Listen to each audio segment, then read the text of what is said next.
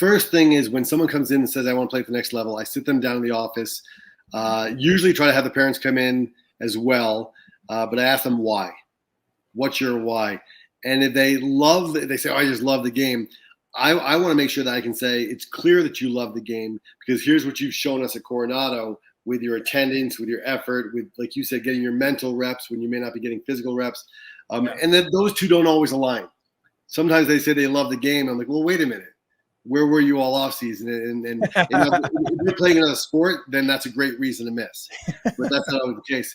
Then the first thing, once they have not convinced me, but once I believe that we're on the same page, that they do love the game and really want to continue playing for the right reason, I ask them, what's your goal? Where do you see yourself playing? Because I want to see if they understand that they are D3, that's great football, Division III. They're a D3 potential player or D2 or D1, whatever it is. Make sure that their perception of themselves matches the reality of, once again, I'm not an expert, but I've coached high school ball for 27 years, so I have a pretty good understanding of what it takes to play at what level.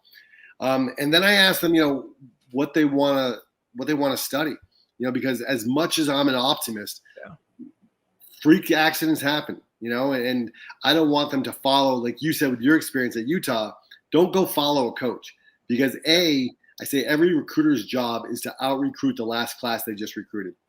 So whether they're recruiting linemen, tight ends, running backs, whatever it is, they may love you now and make you feel like the king of the world.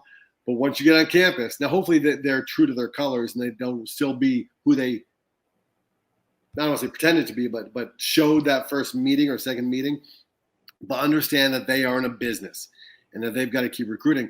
And I want to make sure that our young men and young women are going to a school not just for football.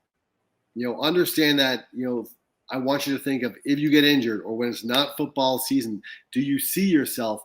I'll never mention this young man's name live on a podcast or on a podcast, but I had a young man back in New Hampshire who was a stud player for us. What was definitely a next level type player who said, oh, coach, I want to go to Arizona State. It's just my dream school. I said, really? He goes, yeah. I said, how come? And he goes, have you seen, and I wish I were kidding. I won't mention his name. He goes, have you seen their mascot? And I was like, oh, and I almost said his name. I was like, oh. I said, do you love the heat? And without skipping a beat, he goes, oh, I hate the heat. And I'm like, wait a minute. Do you realize where Arizona State is? Like, you're playing in the desert. So sometimes, as much as we think the young men and young women we're blessed to coach do their homework, very often they're not doing their homework. They're looking at the logos. They're looking at the weight rooms they saw online or the uniforms or all that fancy stuff. And, I want to sit down with them and make sure that their goals align with what I've seen over the past how many years I've been able to coach them.